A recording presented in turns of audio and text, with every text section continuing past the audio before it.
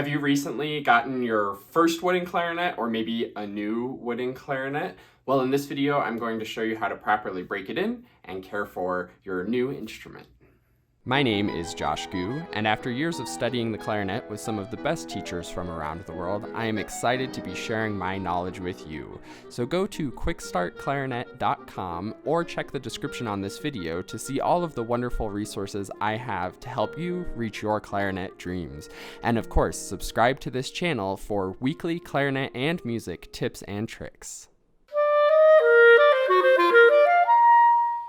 If this is your first wood clarinet, then you're probably coming from a plastic clarinet, or it's kind of a type of resin, but is often just called plastic.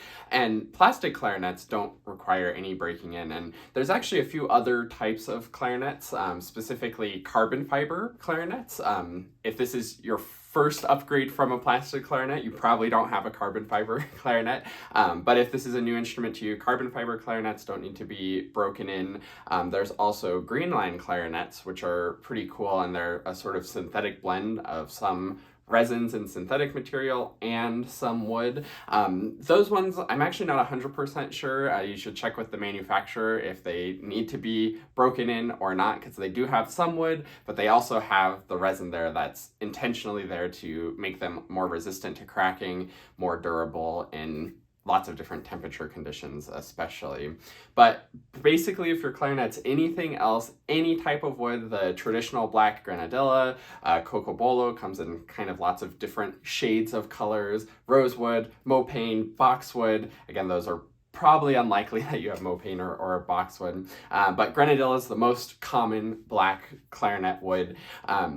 And all of those woods need to be broken in when you first get them. So let's talk a little bit about breaking them in, and I'll also talk a little bit about general care. So if this is a brand new clarinet, not one that you've bought used, hopefully it came with some instructions from the manufacturer for sort of how to break it in, and you should definitely follow those. And I want to sort of explain a little bit the reasoning behind those. I know you just got a new instrument and you just want to play it like crazy, but if you read those instructions, it probably says to play only a few minutes at a time for the first several weeks, probably about 2 weeks that you have it. And it can be so frustrating because you're just like, oh, I just want to play it. So why can I only play it for a little bit at a time?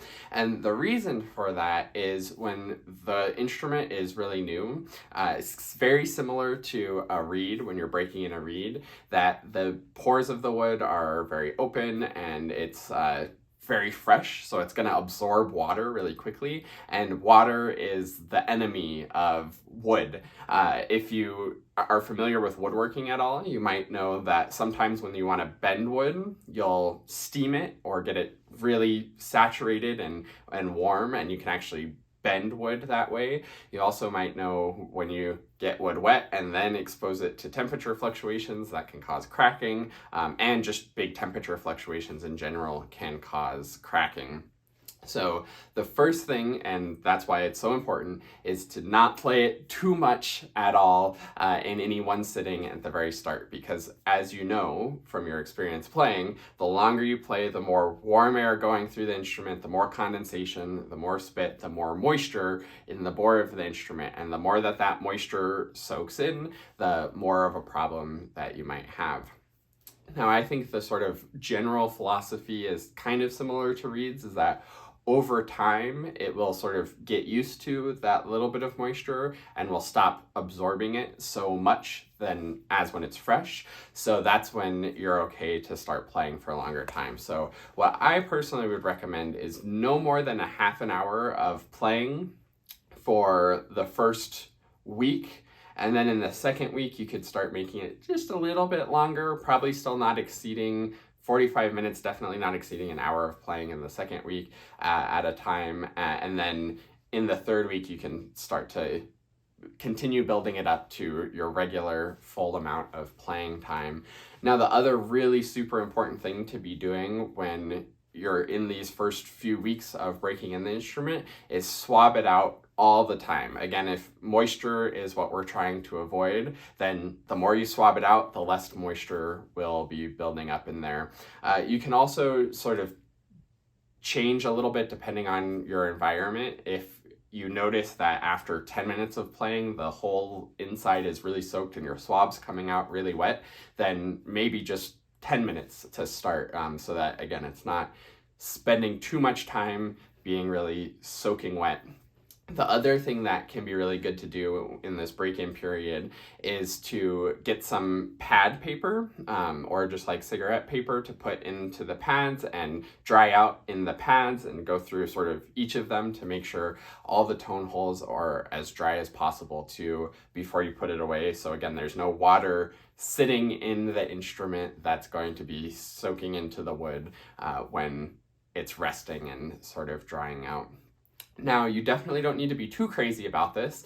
You don't need to be intentionally trying to dry it out with a hair dryer or putting it next to heaters or anything crazy like that, because that's the other sort of enemy of wood clarinets in general, is they don't want extreme temperature fluctuations, which actually brings us to the sort of general care and maintenance for your wooden instruments as well. So number one is no extreme temperature fluctuations. The easiest way to almost guarantee that your instrument will crack is to go out in the cold, or could even be inside in a particularly cold room, and then play the instrument while it's cold, because you're going to be blowing your hot air through the instrument. So the inside of the instrument's going to be expanding, but the outside of the instrument's still cold, so that's going to be sort of contracting. So you have the inside expanding and the outside contracting, and that's when you get cracks. And cracks are usually not the end of the world.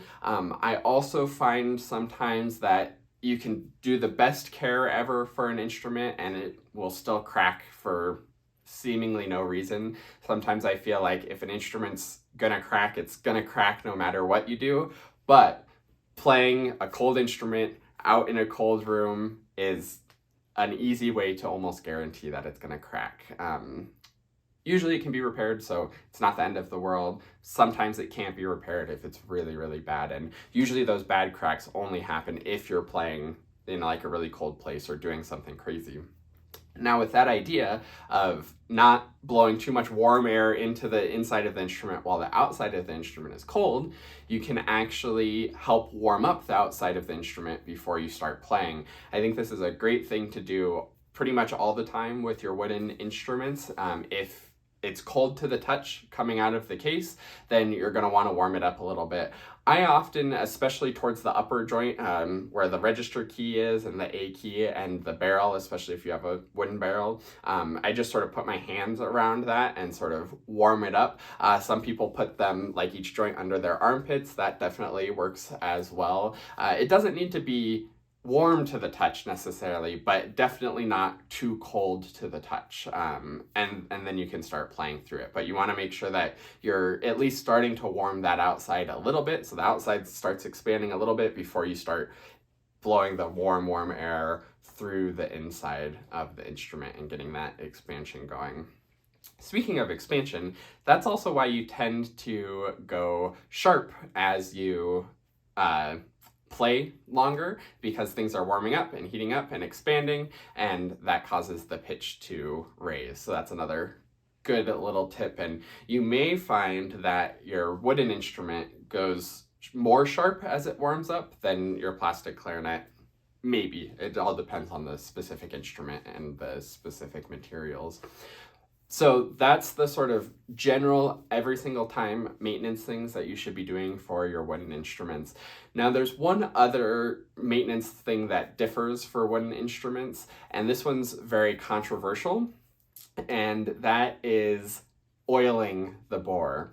Some people are very adamant about you should be oiling pretty regularly, all the way to you should never ever oil the instrument, and pretty much everywhere in between. I think I personally don't ever oil my clarinets myself. I've had repair people oil them, so my clarinets do get oiled occasionally, but I don't do it myself. If you are going to do it yourself, the only way that you should be doing it is a clean swab, so not the swab that you normally use to swab out the water and clean it out, but a different clean swab with just a couple drops of almond oil that you swab through the bore. So you just put a couple drops of almond oil on the clean swab, run it through the instrument a few times. You can do that several times so that you get like just the tiniest layer of oil on there. You can maybe use other oils. There's lots of bore oils out there, but I highly recommend checking with a repair person for what oils you should be using. And pretty much every repair person I've ever talked to says almond oil is the best. So that's what you should do for oiling. And actually, there's maybe one other, maybe slightly different thing, is just a reminder to regularly be swabbing all the time. I usually swab after the first 10 minutes or 5 minutes of playing, and then I usually swab every 15 to 20 minutes after that as I'm playing, to just regularly be getting it dried out so that there's not so much water being soaked in and absorbed into the wood really ever, because water is the enemy of the wood.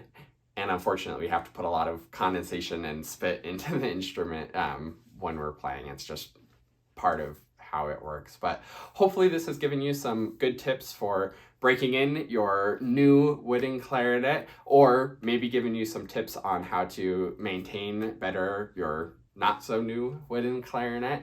Let me know if there's anything to add. I'm sure I missed lots of things. There's all kinds of good tips and tricks for caring for your instrument, but I think these are really good basic ones to get you started. But let me know in the comments if there's anything else that you can think of. Like this video if it was helpful for you. Subscribe to the channel if you want more clarinet and music tips and tricks. And I look forward to seeing you in another video.